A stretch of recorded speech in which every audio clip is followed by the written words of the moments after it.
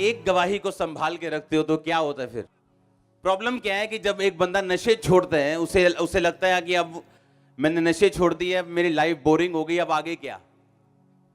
क्योंकि आगे वही गरीबी है, आगे वही शराब है, आगे वही चैलेंज है, आगे वही चुनौती है। कुछ भी बदल नहीं रहा सिवाय इसके कि मैंने नशा छोड़ दिया।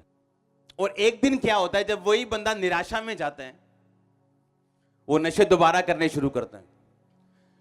क्यों? क्योंकि शैतान ये जानता है कि अगर आप अपनी गवाही में बने रहे तो परमेश्वर ने कहा मेरा राज्य एक राई के दाने के समान है। जब वो बोया जाता है तो छोटा होता है, लेकिन जब वो पुंगरता है, जब वो बड़ा होता है, जब वो बाहर आता है पौधा बन के, तो वो बाकी पेड़ों से बड़ा और बाकी पंछी उस पर बसेरा करते हैं। इसका मतलब क्या है? बड़ी गवाही का कोई भी शॉर्टकट नहीं है। बड़ी हीलिंग का या बड़े डिलीवरेंस का या बड़े छुटकारे का कोई भी शॉर्टकट नहीं।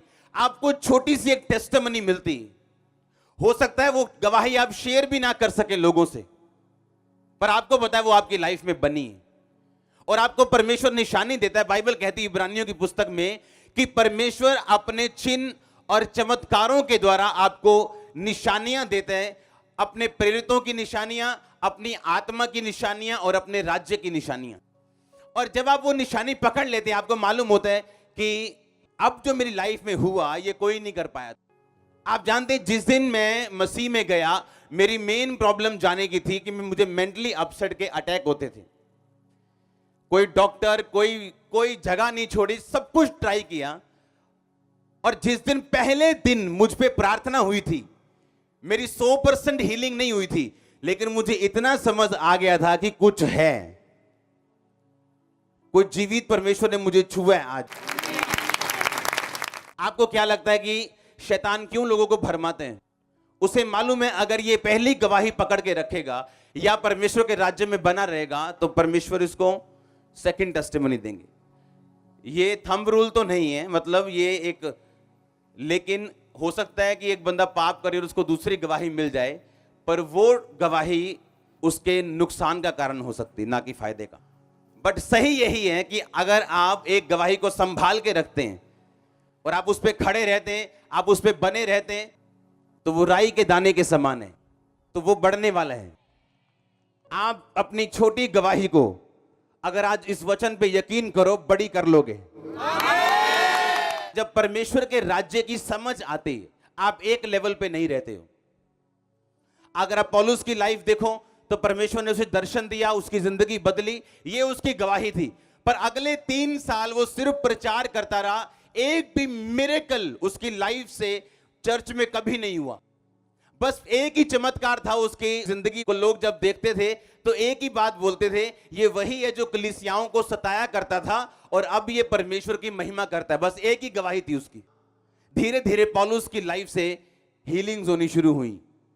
धीरे धीरे धीरे वो हीलिंग्स, डेड लोग रेज होने शुरू हो गए उसकी सेवकाई से, कलीसियाएं बननी शुरू हो गई, पत्रियां बननी शुरू हो गई और परमेश्वर ने उसे एक अलग लेवल पे पहुंचाया।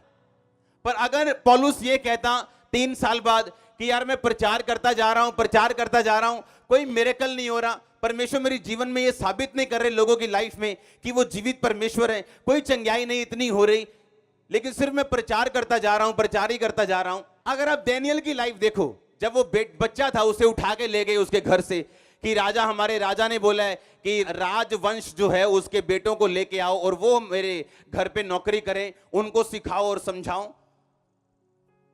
तो उसने कहा, जब वो राजा के घर में था तो राजा के बंदों की ड्यूटी लगी कि इसको खाना दो, और उनके लिए खाना ठहराया जाता था कि इसको मीट देना है, इसको ये देना है, इसको दाखरस देना है। और डैनियल ने कहा कि ये खाना बाइबल में मना किया हुआ है, मैं ये नहीं खा सकता। अभी कोई गिफ्ट काम नहीं कर रहा था उसकी लाइफ में, पर परमेश्वर में चलने में, पवित्रताई में उसने अपनी निराशा से बढ़ के रुचि दिखाई कि ठीक है मेरी लाइफ में निराशा है, ठीक है मुझे घर से अलग कर दिया गया, ठीक है मुझे जबरदस्ती यहां पे लेके आए मुझे सिखाने के लिए, लेकिन अभी भी परमेश्वर के वचन को तोड़ूंगा नहीं।